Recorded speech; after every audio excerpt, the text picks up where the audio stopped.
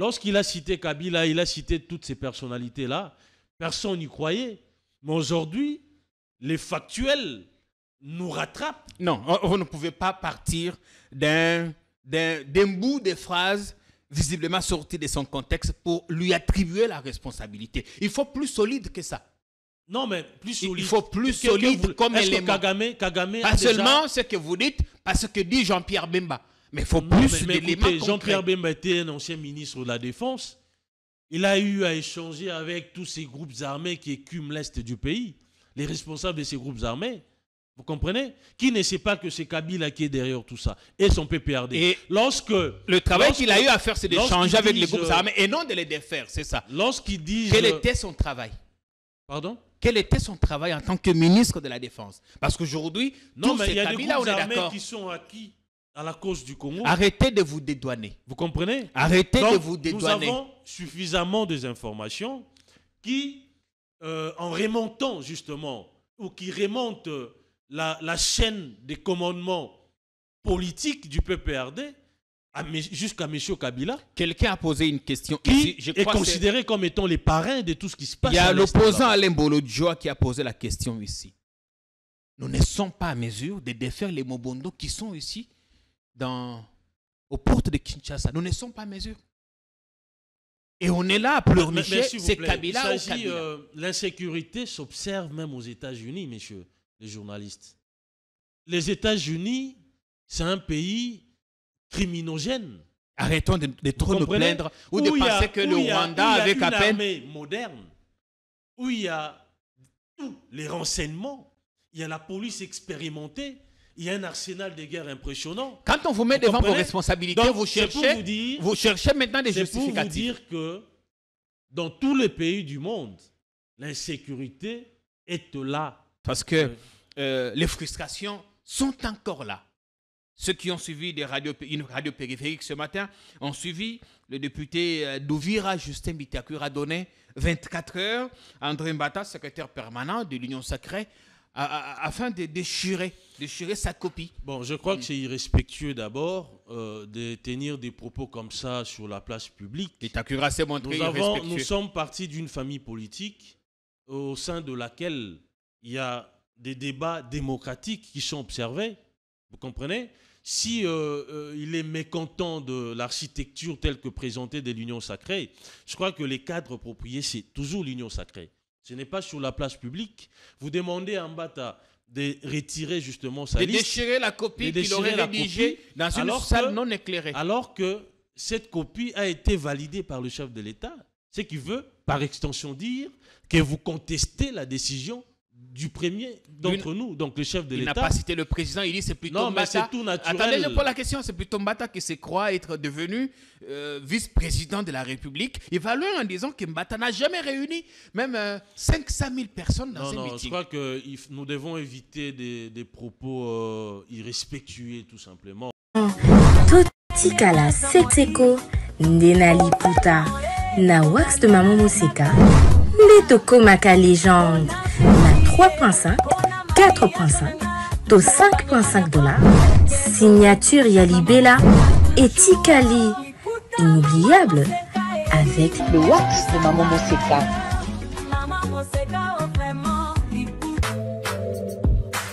Pour un mariage chic, élégant et de haut standing, voici la salle Continental House Funa.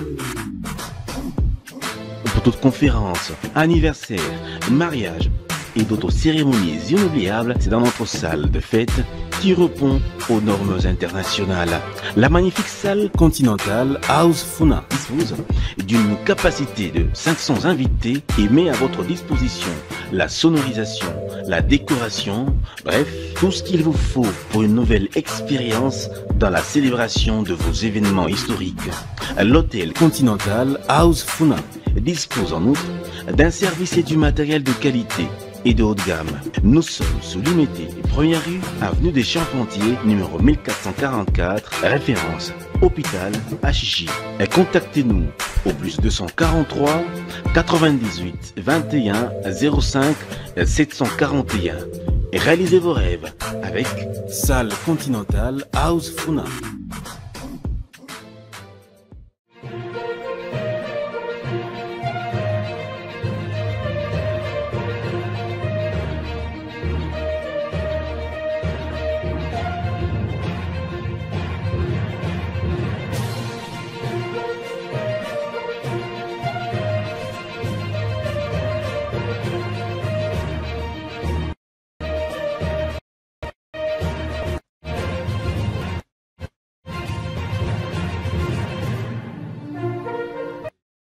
un petit pas chaque jour suffit pour aller loin. Bienvenue, merci de regarder Politikon. Merci pour votre fidélité. Bonne semaine à tous et à chacun. Pourquoi la nomination de Christiana Tshisekedi à la présidence comme secrétaire particulière du président fait polémique? Alors que le conseiller spécial en matière de sécurité a presque bouclé ses consultations informelles, la grande majorité de l'opposition refuse d'intégrer le prochain gouvernement d'union nationale. Félix Tshisekedi est-il contre mur? On posera la question tout à l'heure à notre invité. Mais la grande information du jour, sont ces cadres, ces ténors du PPRD, 13 au total qui sont convoqués au cabinet de l'auditeur militaire supérieur. Ils y sont déjà. Officiellement, ils doivent éclairer la justice au sujet de quelques déclarations qui ont été faites là-bas. Mais dans un communiqué paru ce matin, le FCC évoque ce qu'il qualifie d'une tentative de la part d'un pouvoir tyrannique de museler l'opposition, de museler le FCC. Le PPRD qui revient notamment sur les accusations portées contre son autorité morale et qualifie Jean-Pierre Bemba comme étant un amplificateur zélé qui se montre plutôt disponible à relayer des propos qui vont dans le sens de séparer, d'alimenter la haine et d'exercer véritablement les fonctions qui lui sont confiées en tant que ministre des Transports. On va évoquer tout ça dans l'émission avec Maître Francis Chibalabala, député national UDPS élu de la Tchangou. C'est désormais un habitué de ce plateau. On est content de vous recevoir. Bienvenue, Maître Chibalabala. Merci, monsieur le journaliste. Comment vous sentez-vous? Très bien. Il y a de plus en plus, vous êtes député de Kinshasa, député national évidemment, élu de Kinshasa, de plus en plus de cas de braquage, de vols à main armée qui sont opérés ou qui se perpètrent, qui sont opérés à Kinshasa, Wileri, Lingwala, Bandalungwa, la Tchangou, Lemba, un peu partout, au point que notre population se sent de plus en plus en insécurité. Est-ce que vous êtes au courant de ce qui se passe? En tant que député, qu'est-ce que cette nouvelle forme d'insécurité vous inspire? Je crois que ça, c'est notre lot quotidien. La population quinoise, après ces feuilletons banditisme urbain, oui, est en train de vivre justement le braquage. Il y a des séries de braquages qui s'observent justement sur Kinshasa. Et je crois que cela prouve à suffisance qu'il y a une insécurité galopante à Kinshasa. Et il faut naturellement qu'il y ait des mesures idoines pour en venir à bout. Je suis content personnellement parce que ceux qui avaient organisé les braquages sur Wileri ont été tous appréhendés, jugés en flagrance, condamnés à la terrasse de Martin Bakolé. Et certains ont même écopé de peine capitale. Je crois que ça va servir quand même des leçons à d'autres qui ont des velléités ou ceux qui sont affairés justement à cette sale besogne qui non seulement détruit notre tissu économique, détruit notre économie parce que ces paisibles citoyens, parce que ces banques qui sont en train de faire en sorte que l'économie soit vraiment fonctionnelle, je crois que ça c'est quand même pas normal et je crois que il revient à notre police. De plus en plus, des gens ont peur d'investir. Ils ont peur de s'affirmer. De plus en plus, les cibles, ce sont des banques, des maisons d'échange, et ainsi de suite. Est-ce que cette nouvelle forme de criminalité vous inquiète? Naturellement, parce que je suis quinois. Aujourd'hui, ça touchait monsieur X. Demain, ça sera Y. Ça pourrait être quelqu'un de ma famille. Ça pourrait être moi demain. Vous comprenez? Donc, personne n'est épargné par rapport à ces fléaux. Je crois que les plus importants ici, c'est de prendre, comme je l'ai dit, des mesures idoines et coercitives contre les auteurs justement de ces actes ignobles. Et personnellement, je crois que la police doit redoubler de vigilance, doit sécuriser réellement la population. Et ce qui est écœurant, c'est que dans les rangs de ces bandits, de ces criminels, on retrouve même certains agents de l'ordre. Je crois que ceux-là méritent quand même des sanctions sévères pour que ça serve de leçon à ceux qui en ont des velléités ou à ceux qui sont pas encore tombés dans le filet justement de notre police. Bien. Et je crois que la police est vent debout contre justement cette situation. La police est omniprésente aujourd'hui, là il faut le reconnaître aussi. Et c'est ça le plus important. Et j'en profite aussi pour demander à ceux qui gèrent la police de recruter. Il y a un sérieux problème d'effectifs. Lorsque vous êtes en difficulté, lorsque vous faites l'objet justement de braquage ou lorsque il y a des bandits qui investissent et que vous appelez à l'aide, lorsque vous appelez la police, ils vous disent toujours qu'il y a un déficit en termes d'éléments, mais en dehors de ça, en termes de logistique aussi. En termes de logistique, c'est ce que je voulais dire. Donc notre police n'est plus équipée comme datant. Vous comprenez? Et là, je crois que nous devons prendre des dispositions parce que si nous n'arrivons pas à sécuriser les paisibles citoyens dans des provinces qui ne sont pas en proie aux groupes armés, et à combien plus forte raison des provinces où il y a quand même des armes qui sont en circulation, où ce sont des zones de non-droit, etc. Donc il faudrait vraiment que cette situation puisse captiver au plus haut point les autorités au fin d'en juguler définitivement. Merci pour cette belle entrée en matière. Maître Francis Tchibalabala, député UDPS, élu de la Tchangou à Kinshasa. Oui, il y a eu avant ici le phénomène d'enlèvement.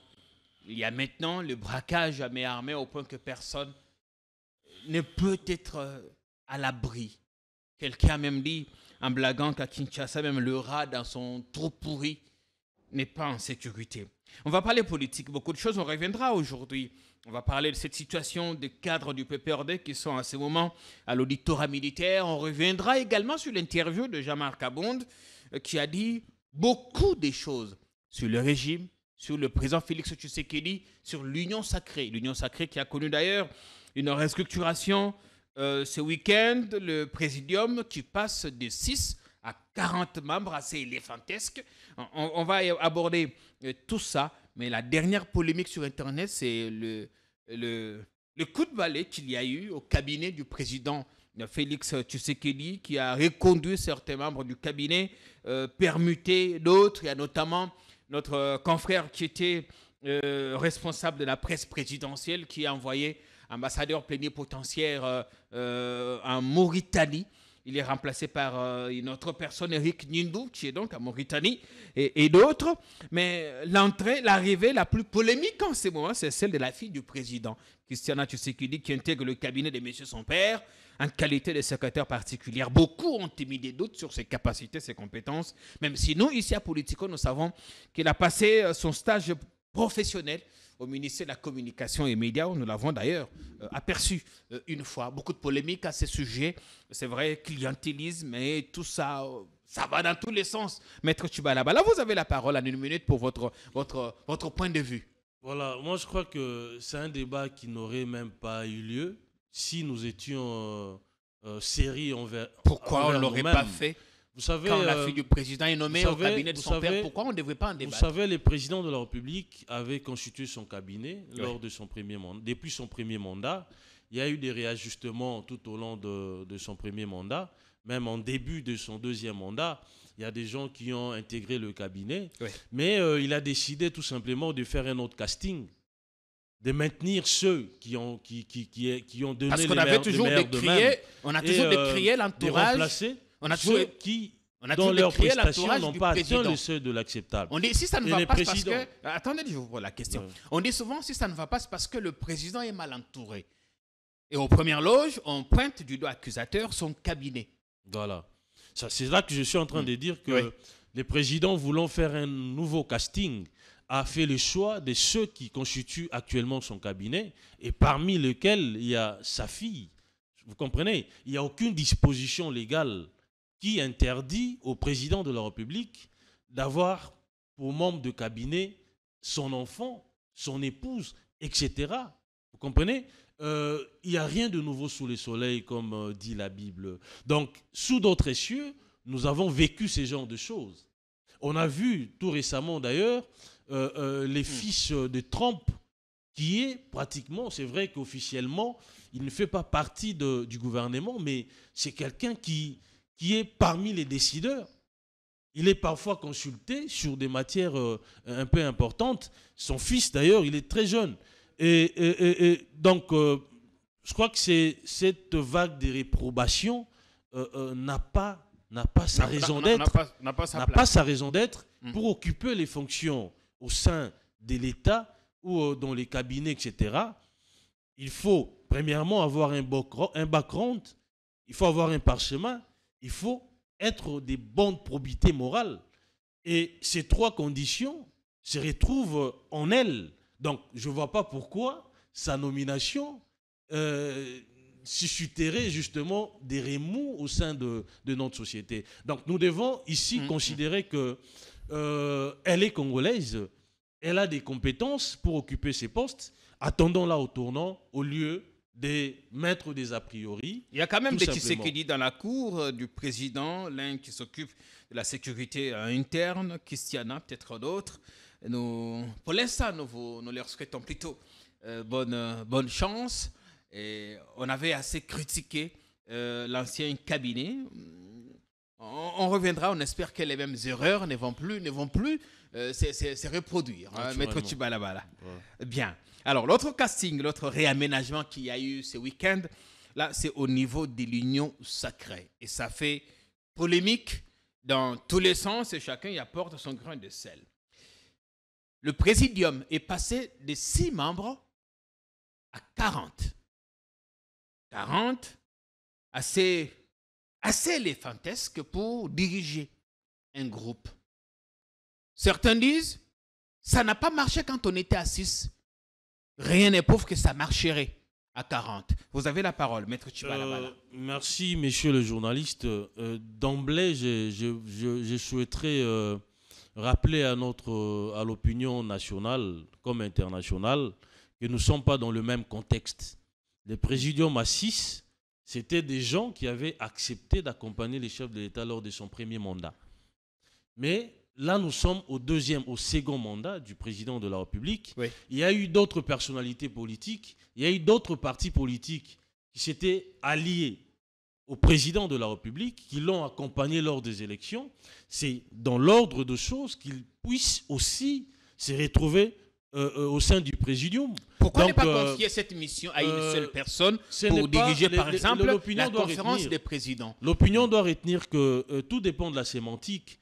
Nous avons notre architecture, nous avons notre sémantique, et nous ne pouvons pas seulement faire comme les autres. Nous sommes union sacrée. La formule qui nous a convenu le mieux, c'est naturellement celle que nous avons actuellement.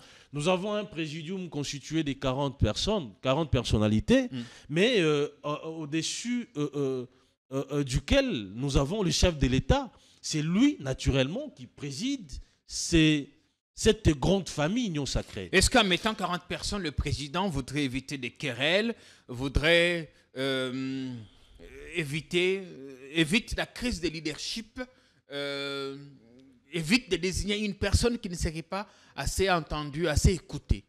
Je crois que le président a plus passé au peigne fin les rendements du présidium passé. À 6, ça n'a pas porté. Qu'est-ce qui vous prouve que ça porterait à 40?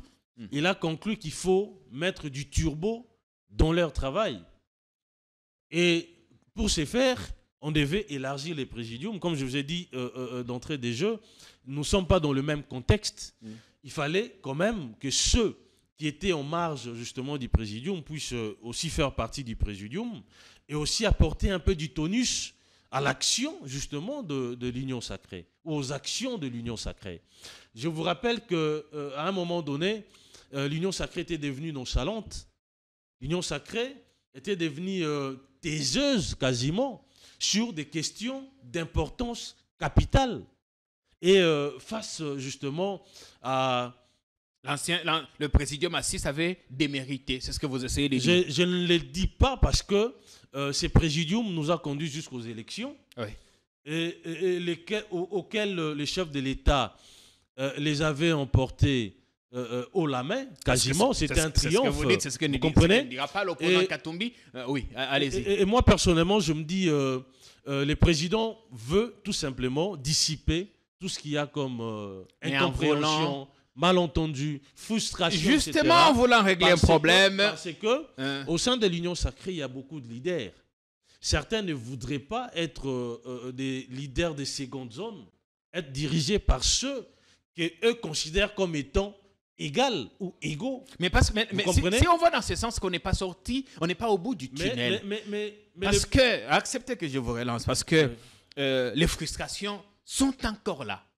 Ceux qui ont suivi une radio périphérique ce matin ont suivi le député d'Ouvira, Justin Bitakur, a donné 24 heures à André Mbata, secrétaire permanent de l'Union sacrée, afin de déchirer sa copie. Bon, je crois que c'est irrespectueux d'abord de tenir des propos comme ça sur la place publique. Bitakur s'est montré irrespectueux. Nous sommes partis d'une famille politique au sein de laquelle il y a des débats démocratiques qui sont observés. Vous comprenez? Si il est mécontent de l'architecture telle que présentée de l'Union sacrée, je crois que les cadres appropriés, c'est toujours l'Union sacrée. Ce n'est pas sur la place publique. Vous demandez à Mbata de retirer justement sa liste. De déchirer la copie qu'il aurait rédigée dans une salle non éclairée. Alors que cette copie a été validée par le chef de l'État. Ce qui veut, par extension, dire que vous contestez la décision du premier d'entre nous, donc le chef de l'État. Il n'a pas cité le président, il dit c'est plutôt Mbata. Non, mais c'est tout naturel. Attendez, je pose la question, c'est plutôt Mbata qui se croit être devenu vice-président de la République. Il va loin en disant que Mbata n'a jamais réuni même 500 000 personnes dans un meeting. Non, je crois que nous devons éviter des propos irrespectueux, tout simplement. Vous savez, nous sommes une famille, chacun a ses compétences, chacun a son histoire au sein de l'Union sacrée. Ici, il n'est pas question que l'on puisse mettre en avant notre attitude égotique. Ces narcissismes-là qui vous poussent à considérer qu'il n'y a que votre point de vue qui doit prévaloir, pas ceux des autres. Vous comprenez? Dit, donc, je crois que... En passant de 6 à 40, le président a voulu contenter tout le monde. Même Christ n'a pas pu satisfaire tout le monde. Il y a eu des mécontents, il y a eu des gens qui l'ont trahi, vous comprenez? Donc, l'Union sacrée, moi, je pense, dans sa formule actuelle, a quand même rencontré des desiderata de certains leaders. Les conditions étaient connues. Les règles du jeu étaient connues en avance. Okay. Ceux qui constitueront les présidiums seront les présidents de partis politiques qui ont 7 députés nationaux. Bon, la question que je me pose personnellement, est-ce Bitakur un parti politique? Je réponds tout de suite non. Il est membre de l'UDPS. Il n'est pas président d'un parti politique. Bitakur est devenu membre de l'UDPS. Il est membre de l'UDPS. Ah, il avait son propre parti. Il a été aligné sur la liste UDPS Tshisekedi. Et même si, auquel cas où il a son parti politique, c'est les seuls élus. Vous comprenez? Il n'a pas 7 députés nationaux. Bon, il y a quand même, une exception. Il y a quand même une exception à la règle. Il y a aussi des personnalités. Oui. Mais ces personnalités ont été choisies discrétionnairement par les présidents de la République. Est-ce qu'il faut s'attendre à une liste rectificative, Maître Francis? Non, mais moi, je voudrais aussi faire partie du présidium. À vous aussi? Je suis un leader local. Je suis à ma deuxième législature. Vous comprenez? J'ai drain de foule. Vous avez été élu 2 fois au provincial et au national. Je suis doublement élu, provincial et national. Vous comprenez? Donc, s'il faut tenir compte de ces critères, des popularités, etc., je crois que je suis éligible. Mais est-ce que le présidium doit être constitué de tout le monde? Nous sommes plus de 450 députés nationaux. En dehors de ça, il y a des personnalités politiques, il y a des partis politiques qui n'ont pas eu de députés nationaux, qui sont aussi membres du présidium. Vous comprenez? Donc je crois que le président a quand même essayé de ménager tout le monde pour éviter qu'il y ait des remises en question par rapport à... Mais en voulant éviter des remises en question, on en a créé d'autres, malheureusement. Non, mais c'est ce que j'ai dit. Ouais. C'est quasiment impossible de satisfaire tout le monde. Mais moi, je pense que cette architecture répond justement à certaines exigences de notoriété c'est-à-dire des nombres, excusez-moi, des notoriétés et du nombre d'élus. Du nombre d'élus au niveau de l'Assemblée nationale. Vous comprenez? Voilà. Et je crois que ici, nous n'avons pas besoin de créer des débats improductifs au sein de notre famille politique. Nous devons tous regarder les enjeux qu'il y a devant, nous concentrer, affûter nos armes pour non seulement faire mettre justement en difficulté cette nébuleuse qui est en train d'occuper une partie de nos territoires, mais aussi nous préparer pour affronter cette opposition qui est en train de se réinventer, qui risque de nous donner du fil à retordre demain. Vous comprenez? Donc ici, nous ne voulons pas que tout le monde se retrouve. Nous voulons tout simplement que les choses soient bien faites pour ne plus retomber dans les travers du passé. Malheureusement, la politique est tellement des intérêts. Dit-on, on espère que celles et ceux qui nous regardent passent en tout cas un excellent moment de télé, comme nous les souhaitons ici à Politikon, votre chaîne. On est de retour en tout cas. On va vous tenir compagnie avec comme toujours, des indispensables qu'on vous donne. Les enjeux futurs, c'est d'abord mettre fin à la guerre, récupérer des zones qui sont sous contrôle du M23, les rebelles qui ont d'ailleurs conquis des nouveaux villages. Hier, on ne va pas trop en détail sur leur activisme, mais ici à Kin, le président avait promis un gouvernement d'union nationale. Toute la semaine passée, nous avions entendu ou appris que les consultations informelles étaient presque bouclées. Où en est-on? Je crois que je ne suis pas dans les secrets des dieux pour vous dire avec les détails de là où nous en sommes aujourd'hui. Mais ce qui est connu de tous, c'est qu'il y a des notoriétés publiques et que les consultations avaient déjà été enclenchées. On attend, bien entendu, que les présidents de la République nous fassent le rapport ou les comptes rendus de ce qui est fait par son conseiller spécial en matière de sécurité. Donc certainement, il va convoquer encore sa famille politique, qui nous sommes, pour nous dire ce qu'il en est exactement de ces consultations. Et je crois que ces moments-là, je passerai sur votre plateau pour vous dire... Mais on parle d'un gouvernement d'union nationale. Les évêques qui ont eux aussi bouclé leur mission des consultations ont rapporté que la grande partie des opposants qu'ils ont eu à rencontrer se montrent non partants à ces gouvernements. À ce moment-là, allons-nous toujours parler des gouvernements d'union nationale? Non, je crois qu'il faut faire le parallèle entre les opposants républicains ou l'opposition républicaine et l'opposition qui est inféodée à Kagame, inféodée au Rwanda. Lorsque vous entendez cette opposition-là... On ne va pas vous dire que quiconque n'est pas avec vous et avec le Rwanda. Lorsque vous entendez l'opposition qui est inféodée à Kagame, vous aurez l'impression d'être en face, justement, du M23, des revendications du M23, d'être en face des messieurs Kagame. Vous comprenez? Parce que le problème ici, ce n'est pas que les présidents soient mis des côtés. Vous comprenez? Ouais. Nous avons opté pour la démocratie dans ces pays. Pour accéder à la magistrature suprême, il faut naturellement passer par les élections. Le président a été élu en 2023. Son mandat court jusqu'en 2028. Au nom de quel principe ou sur base de quel texte de loi ces gens voudraient que les présidents puissent s'effacer et mettre sur pied une transition dirigée par un individu qui n'est pas reconnu par la Constitution, alors que la Constitution a déjà prévu la vacance au sommet de l'État. Cette vacance sera assumée ou comblée par les présidents du Sénat. Vous comprenez? Donc c'est ça, au fait, la rhétorique rwandaise.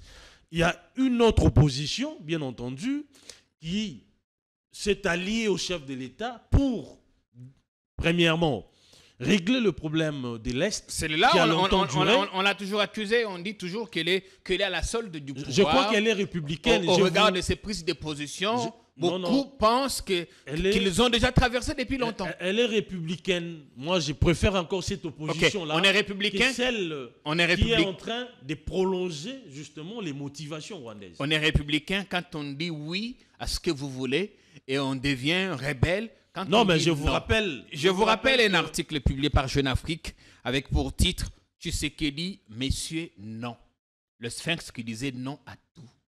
A-t-il été traité de rebelle? Ou c'était notre contexte? Non. Allez-y. Moi, personnellement, nous sommes dans un contexte où notre pays est agressé. La boucherie qui s'observe à l'est du pays, ce sont des Congolais. C'est des contes macabres qui a commencé depuis plus de 30 ans. Je crois que si nous n'avons pas ce patriotisme de papier, nous devons naturellement saisir la main du président de la République. Parce que ici, quel est ce pays où il n'y a pas d'opposition? Le président ici ne veut pas que tout le monde soit acquis à sa cause. Non, il s'agit de la cause du pays, des Congolais. Ouais. Nous devons faire bloc à l'interne. Nous devons nous ranger derrière le chef de l'État pour venir à bout de cette nébuleuse qui est en train de s'aimer mort, désolation dans cette partie de la RDC, qui est en train de créer une zone de non-droit qui pousse naturellement le Rwanda à faire main basse sur nos richesses qui devraient revenir aux Congolais. Vous comprenez? Donc, je vous rappelle que lorsque Charlie Hebdo a été attaqué, c'est tous les Français, à l'unanimité, qui avaient condamné l'acte. L'attentat du 11 septembre, que ce soit les républicains, que ce soit les démocrates, tous avaient parlé d'une seule voix, condamnant, vous comprenez? Et lorsque Ben Laden a été tué, tout le monde avait salué. C'était un démocrate qui était président de la République, mais les républicains étaient contents. Ce que je dis au moins, la justice a été faite sur des milliers d'Américains qui étaient décédés, qui étaient morts. Maître, vous comprenez? Nous, ici, depuis que cette situation a commencé, oui, nous avons enregistré pratiquement plus de 12 millions de morts. Vous comprenez? Le prix humain, il est énorme. Et je crois que ça devrait nous interpeller, cette situation-là. Sinon, nous allons retomber dans les travers du passé où nous allons continuer à vivre cette situation. Cette agression avec le M23 ne commence pas aujourd'hui. Est-ce qu'il y a aujourd'hui est-ce qu'on peut retrouver même sur Internet une seule déclaration? Ceci n'est pas pour justifier une quelconque attitude. Une seule déclaration de l'UDPS à l'époque où l'ancien régime se battait contre le M23, contre le même Rwanda. Une seule déclaration de l'UDPS qui soutenait le pays ou soutenait le pouvoir de l'époque. Ceci, comparaison n'est pas raison. Oui, je vous rappelle lorsque le président Mobutu était... lorsque le président Kabila venait avec le Rwandais, lorsqu'il est arrivé à Kinshasa, le président Tshisekedi était allé le voir pour lui dire que mon frère, tu as bien fait de libérer les Congos, puisque ça s'appelait libération du Congo. Tu as bien fait de libérer les Zaïre. Mais non, payer la facture à ces gens pour qu'ils rentrent chez eux. Si ils n'étaient pas dans un schéma constructif, ils n'auraient pas proposé cela au président Kabila, Mouzé Kabila. Donc, l'IDPS a toujours fait une opposition républicaine. Nous n'avons jamais combattu au point de trahir justement notre conscience, de trahir les combats que nous avons menés pendant plus d'une décennie. Donc, il est certes vrai que nous étions dans une opposition radicale qui rejetait pratiquement tout ce que venait du pouvoir. Et donc, mais il en demeure pas moins. Acceptez aussi que ceux qui ne sont pas d'accord avec vous aujourd'hui. Il en demeurait pas moins sur des questions qui concernaient la survie de notre nation. Vous allez faire était toujours vous allez faire votre gouvernement avec notamment Adolphe Muzito qui se montre partant et d'autres. Jean-Marc Abound a dit à la question des Jeunes Afrique si sa libération répondait à un agenda politique. Il a dit, je le cite, Les divergences avec le pouvoir sont profondes et insurmontables. Il a refusé, pour l'instant, il n'est pas partant. Il est lui aussi soutenu par le Rwanda, Jean-Marc Kabound.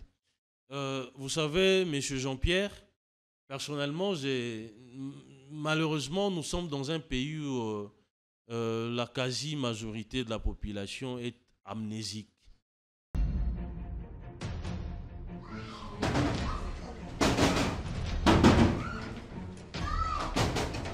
Qu'est-ce qu'il y a? La colonna! Oh! Venez! Hé! Tu étais là! Qu'as-tu fait? Ils étaient cachés dans les épaves de véhicules sur l'avenue. Ils ont eu de la chance. Mon sac, mon Dieu, mon sac. Jésus! Ani a quel sens voué? L'État doit agir. Il doit agir! Hein?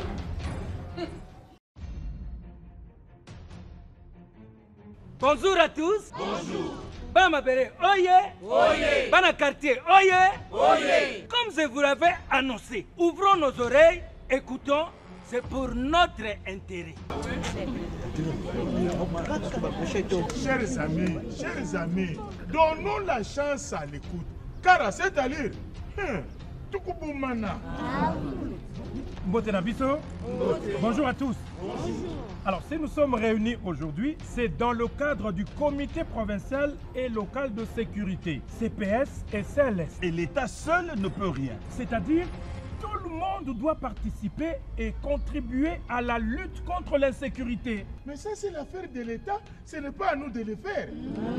L'État continue à assurer, à travers le comité provincial et local de sécurité restreint, qui est un cadre d'échange d'informations, de résolution de problèmes et de formulation des recommandations sur des questions sécuritaires entre acteurs publics, FARDC, Police nationale, ANER et DGM. Et alors? Et ce qui est intéressant, c'est le comité provincial et local de sécurité élargi, tel que nous sommes réunis aujourd'hui. Acteurs publics et la population, directement ou indirectement, concernés par la question sécuritaire à traiter. Hommes, femmes, jeunes filles et garçons, personnes vulnérables et victimes des problèmes sécuritaires.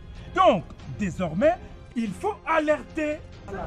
Donc, désormais, en cas d'insécurité, rendez-vous au forum du CPS et CRS. Tout tongi, tout fundi, peut tout proposer solution Ipai Yabakonti. Alerter. En cas d'insalubrité, alerter. En cas de nuisance sonore, alerter. Même les épaves de véhicules dans les rues devant les parcelles, alerter dans le comité provincial de sécurité pour trouver la solution. Ça, c'est la gouvernance sécurité.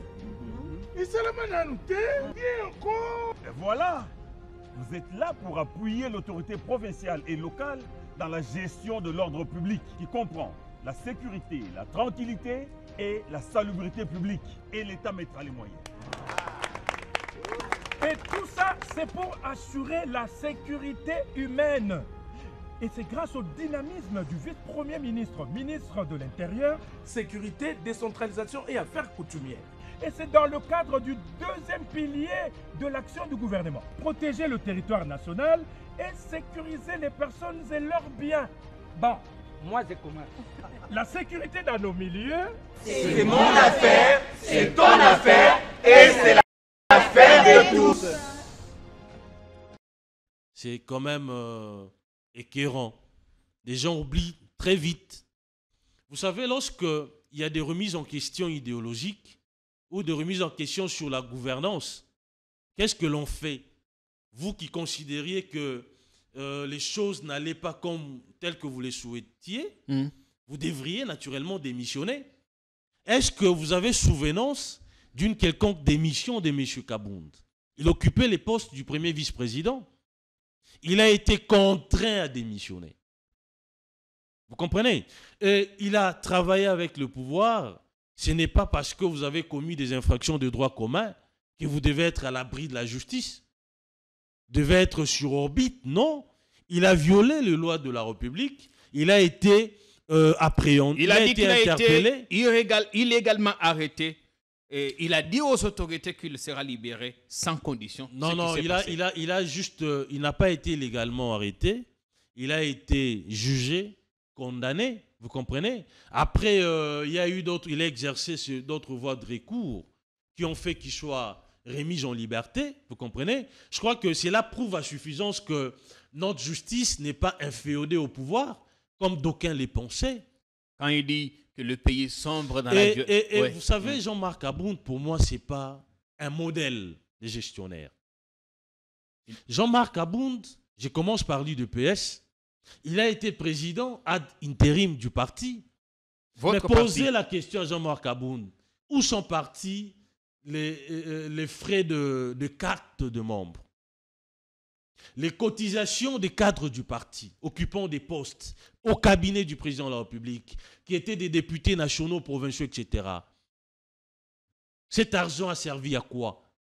Pourquoi c'est aujourd'hui que ça ressort? Non, je vous demande, vous qui êtes journaliste, je ne veux pas ici prendre votre place, poser la question à Jean-Marc Abound, parce qu'aujourd'hui, il veut se poser en donneur des leçons, alors qu'il il a quitté la table parce que le respect n'y était plus servi. Alors qu'il traîne des casseroles, alors que son passé de gestionnaire est nauséabond.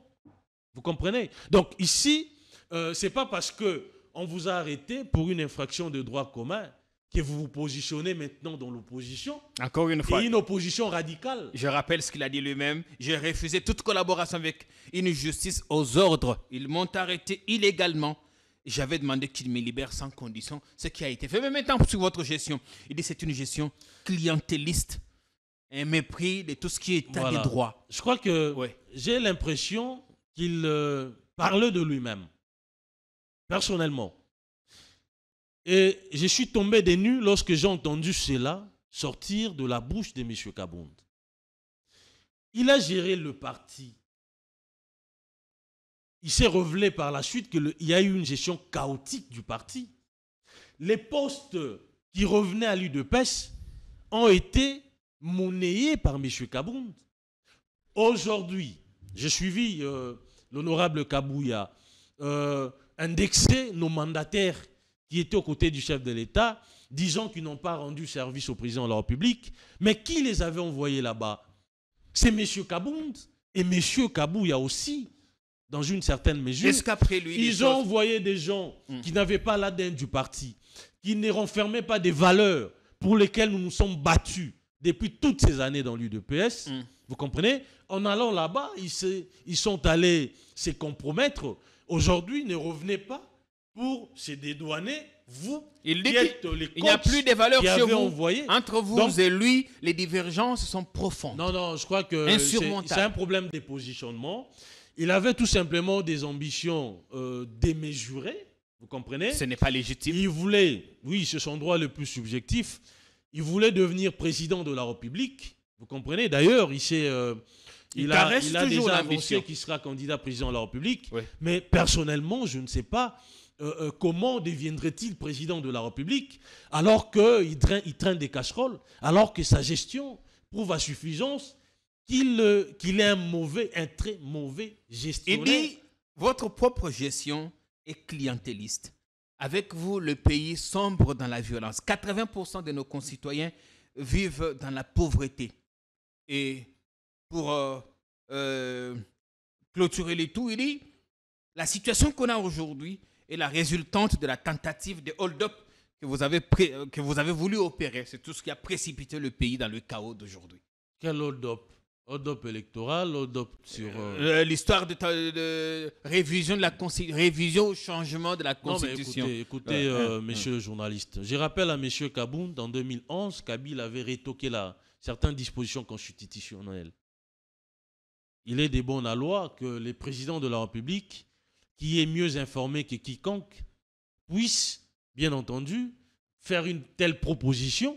C'est un débat qu'il a lancé dans notre classe politique. Il revenait, bien entendu, aux acteurs politiques de réfléchir sur l'opportunité. Avec l'orgueil qui allait avec. Mais si les présidents trouvent que notre constitution... Vous savez, moi, personnellement, je me dis, cette constitution, nonobstant les dispositions à problème, il y a une autre disposition, sur laquelle beaucoup d'anarchistes s'épensent, vous comprenez? La disposition qui dit que lorsque vous exercez les pouvoirs patati patata, on peut les renverser par un coup de force. Est-ce dans des démocraties, cela est acceptable? Là, ça c'est quel article? Il y a une disposition de la Constitution maintenant à évoquer, article 64, si ma mémoire ne me trahit. L'un des alinéas de l'article 64 donne plutôt le pouvoir à quiconque d'empêcher un individu, un groupe d'individus d'exercer le pouvoir en violation des dispositions pertinentes de la Constitution. Voilà. Il ne revient pas à un individu d'attester de la violation de la Constitution. Ce n'est pas pour rien, nous avons la Cour constitutionnelle qui juge de la constitutionnalité de tous les actes posés par les présidents comme par les dirigeants. Vous comprenez? Donc c'est une anarchie qu'on a instaurée dans notre Constitution. Et cette anarchie, voilà pourquoi même l'opposition est en train de proposer que les présidents se mettent à l'écart. Ils viennent avec une formule qui n'est pas constitutionnelle. Donc il y a des dispositions comme ça qui poussent les gens à l'anarchie. Et vous tenez toujours à la révision, au changement de la Constitution. Je crois que nous avons relégué cela au second plan parce qu'il en va. Vous êtes d'accord? Vous êtes d'accord? Non. Vous êtes d'accord que nous avons relégué l'orgueil qui allait avec ces sujets? Nous avons précipité le pays dans ce que nous sommes aujourd'hui. Nous avons posé les problèmes, étant donné qu'il y a une situation plus dramatique qui nous préoccupe au plus haut point aujourd'hui. Il est question de la vie des Congolais. Les Congolais sont en train de tomber par milliers, messieurs les journalistes. Doit-on continuer à parler de la révision constitutionnelle pendant qu'une partie de nos territoires est passée sous l'escarcelle du M23, qui est les bras séculiers du Rwanda? Je crois que nous allons revenir sur ça lorsque nous aurons à instaurer définitivement la paix dans cette partie de la On commence à atterrir, honorable Francis Tchibalabala, député UDPS. On va parler des cadres du PPRD qui sont invités à l'auditorat. Il y a eu d'abord Emmanuel Ramazani Shadari invité au ministère de l'Intérieur.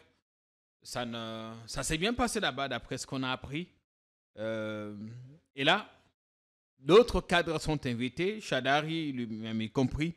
Plusieurs invitations qui ont été mises officiellement, c'est pour éclairer la justice. Le PPRD, le FCC, dans un communiqué ce matin, répond à cette question, et estime et fustige l'instrumentalisation de la justice au mépris du sacro-saint principe démocratique de l'indépendance du pouvoir judiciaire, avec tout ce qu'il y a eu, la surcommunication du ministre de l'Intérieur, de la Défense, de la Justice, qui annonçait l'interdiction, la mesure d'interdiction des sorties du territoire de certains qui visent certains membres, les membres interpellés du PPRD. Vous avez la parole pour commenter cette actualité.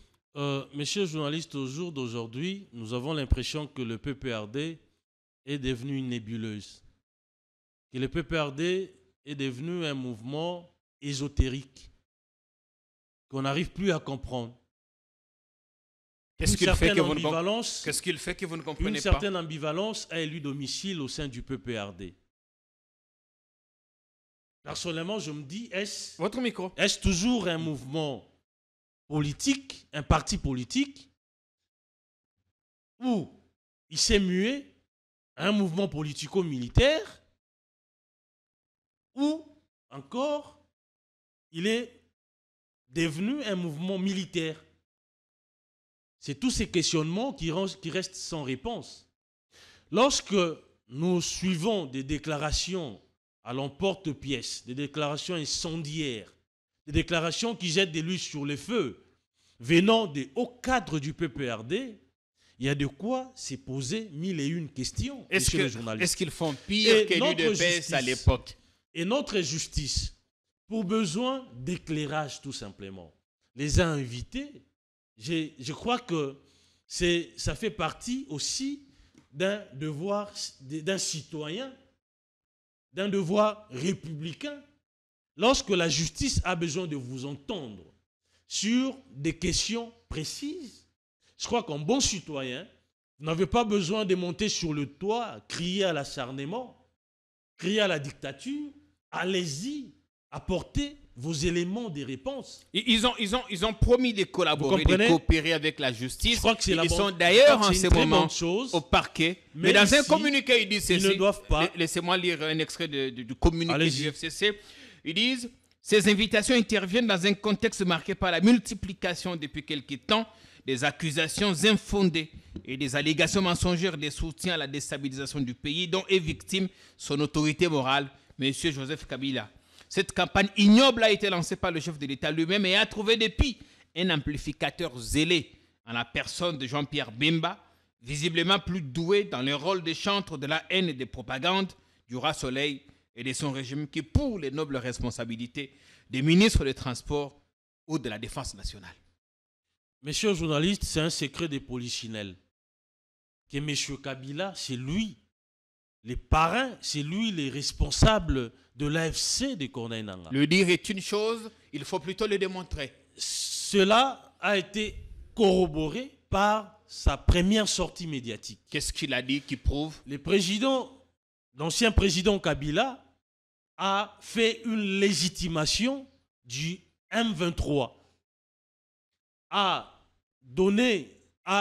angélisé quasiment Paul Kagame, a légitimé tous les actes ignobles, criminels qui sont perpétrés par les M23. Ça, c'est l'analyse. Est-ce que vous faites de ce qu'il a dit ou ce que lui-même a écrit? Non, cela prouve à suffisance. Je vous rappelle l'article 5 de la loi portant statut des anciens chefs de l'État, qui astreint M. Kabila au devoir de réserve, de loyauté, de probité, loyauté vis-à-vis de son pays, loyauté vis-à-vis des institutions de l'État. Vous auriez souhaité que ce que Kabila dise... Je vous pose, inversion le rôle s'il vous plaît. Vous caresse. Je vous pose la question. Les propos tenus par l'ancien président Kabila rentrent dans les cadres de cette disposition? Je réponds tout de suite non. Vous comprenez? Comment se fait-il un ancien président qui a dirigé ces pays puisse, bien entendu, faire l'apologie, vous comprenez, de la rhétorique du M23, de M. Kagame? Est-ce qu'il faut faire un dessin pour que vous puissiez comprendre, pour que l'opinion comprenne? Donc, les PPRD étant... Un penseur a dit qu'on vous montre la lune, vous regardez les droits. Vous auriez voulu que Kabila dise ou qu'il réponde à vos accusations infondées. Non, mais écoutez, messieurs les journalistes. En tant qu'ancien président de la République, lorsque Bounaganda est tombé depuis plus de 3 ans, il s'est illustré par un silence des cathédrales. Son parti, le PPRD, a toujours condamné. Les Congolais sont en train de tomber tous les jours. La récente boucherie qui s'est observée à Bukavu, des traitements inhumains, dégradants, qui sont infligés à nos populations, il n'y a eu aucune condamnation de la part de M. Kabila. Que voulez-vous que l'on dise? Doit-on passer du temps à condamner ou plutôt chercher à trouver des solutions? Voilà. Et quand il vous montre les pistes pour mettre fin complètement à cette hémorragie sécuritaire, vous l'assimilez. Ils doivent commencer par compatir. Ça, c'est ce que vous voulez qu'ils disent. Exprimer de la compassion vis-à-vis de ces Congolais qui, à travers leur contribution, il a brassé tout ce qu'il a aujourd'hui. Il brasse des milliards, monsieur le journaliste. Des milliards. Il est dans un confort... Nous n'avons pas de chiffres, mais en tant que président de la République... Incommensurable. En tant qu'ancien président, il avait des avantages. Donc, il peut, avec son salaire, tenir et vivre un train de vie. Voilà pourquoi la justice a convoqué le haut cadre du PPRD pour avoir certaines informations. Vous savez, à l'époque, lorsqu'on a arrêté un monsieur qui a subi des interrogations, l'interrogatoire au niveau du parquet, je crois, lorsqu'il a cité Kabila, il a cité toutes ces personnalités-là, personne n'y croyait. Mais aujourd'hui, les factuels nous rattrapent. Non, vous ne pouvez pas partir d'un bout de phrase visiblement sorti de son contexte pour lui attribuer la responsabilité. Il faut plus solide que ça. Non, mais plus solide. Il faut plus solide comme élément. Kagame pas seulement ce que vous dites, parce que dit Jean-Pierre Bemba. Mais il faut plus d'éléments concrets. Jean-Pierre Bemba était un ancien ministre de la Défense. Il a eu à échanger avec tous ces groupes armés qui écument l'Est du pays. Les responsables de ces groupes armés. Vous comprenez? Qui ne sait pas que c'est Kabila qui est derrière tout ça et son PPRD. Et le travail qu'il a eu à faire, c'est d'échanger avec les groupes armés et non de les défaire, c'est ça. Lorsqu'il dit... Quel était son travail? Pardon? Quel était son travail en tant que ministre de la Défense? Parce qu'aujourd'hui, non, mais il y a des groupes armés qui sont acquis à la cause du Congo. Arrêtez de vous dédouaner. Vous comprenez? Arrêtez de vous dédouaner. Nous avons suffisamment d'informations qui, en remontant justement, ou qui remontent la chaîne des commandements politiques du PPRD jusqu'à M. Kabila. Quelqu'un a posé une question qui ici. est considéré comme étant les parrains de tout ce qui se passe. Il y a l'opposant Alain Bolodjoa qui a posé la question ici. Nous ne sommes pas à mesure de défaire les Mobondo qui sont ici aux portes de Kinshasa. Nous ne sommes pas à mesure. Et on est là à pleurnicher, c'est Kabila ou Kabila. L'insécurité s'observe même aux États-Unis, messieurs les journalistes. Les États-Unis, c'est un pays criminogène.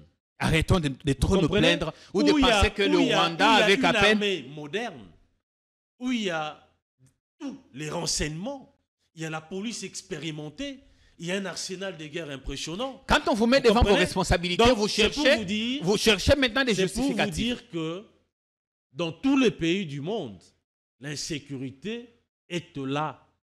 Mais c'est à divers degrés. La situation de Mobondo, c'est une situation qui a captivé justement l'attention du gouvernement. Il y a eu des mesures qui ont été prises. Toujours des mesures. Il y a eu des initiatives qui ont été matérialisées pour régler de manière définitive ces situations. Est-ce, au jour d'aujourd'hui, les tueries telles qu'elles s'observaient avant, s'observent toujours avec cette intensité jusqu'au jour d'aujourd'hui? Est-ce que vous savez qu'il y a quand même la responsabilité de protéger le peuple congolais? Naturellement. De le protéger. Peu importe celui qui est derrière. Naturellement. Donc ici, n'importe quoi. J'ai l'impression que nous allons nous perdre en conjecture. Merci bien, on peut avancer. Nous sommes en train j'en appelle au devoir républicain de au cas du PPRD à aller collaborer avec la justice. Ce n'est pas parce qu'ils sont du PPRD qu'ils doivent occulter certaines informations qui sont cruciales pour notre pays. Donc, ouais. S'il faut dénoncer M. Kabila, je crois que pour l'amour de leur pays, pour l'amour des Congolais qui sont en train de tomber, ils doivent le faire. Et je crois que la nation leur sera reconnaissant. En fait, c'est ce que vous attendez. Le plus important, si vous avez des éléments probants, parce que Jean-Pierre Bemba dit qu'on a des preuves, mettez ces preuves à la disposition de l'opinion, ou si vous voulez, ouvrez un procès contre Kabila, comme ça on va voir. Mais la justice est enclenchée. On voudrait bien voir, parce que voilà. On a dit nous ne savons pas jusqu'où ça va aboutir. On a dit, il y a eu un procès dans ce pays de François Beya. On l'a suivi de bout en bout. Par rapport aux accusations et aux éléments versés dans le dossier, on a vu qu'il y avait un problème. Non, je crois que François Beya, les dossiers étaient encore au niveau du parquet. Vous savez, le parquet instruit à charge et à décharge. Le parquet a invité les cadres du PPRD pour les entendre, bien entendu. Lorsque le parquet verra son intime conviction lui dire qu'il a réuni suffisamment des preuves pour incriminer XY personnes, vous verrez l'ouverture d'un procès naturellement. Bien. On va lire un dernier extrait du communiqué du FCC avant de rendre l'antenne. Le FCC qui est convaincu que les ténèbres ne régneront pas toujours et que, quelles que soient les persécutions et intimidations, la victoire sur la dictature est certaine.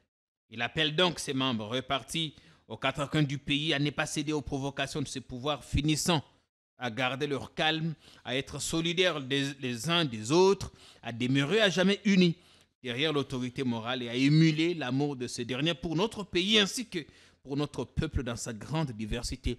Un extrait du communiqué du FCC publié ce matin qui porte la signature de Raymond Chibandantunga Moulongo, le président du bureau provisoire de la cellule des crises. On a fini avec vous ce matin, maître Francis Chibalabala. Merci beaucoup d'être venu vers nous. Si vous avez un message de fin, c'est moi qui vous remercie pour l'invitation que vous m'aviez lancée. Je crois que je ferai toujours acte de présence lorsque votre chaîne aura besoin de moi pour décortiquer, bien entendu, l'actualité.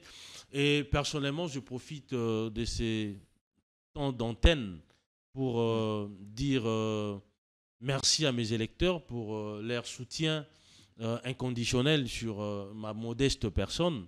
Je suis là en train de me battre pour que les problèmes qui les préoccupent au plus haut point puissent trouver satisfaction. Et je crois que ce n'est pas en un seul mandat ou deux qu'on va régler tous les problèmes. Vous comprenez, la situation dans laquelle se trouve Tchangou est tellement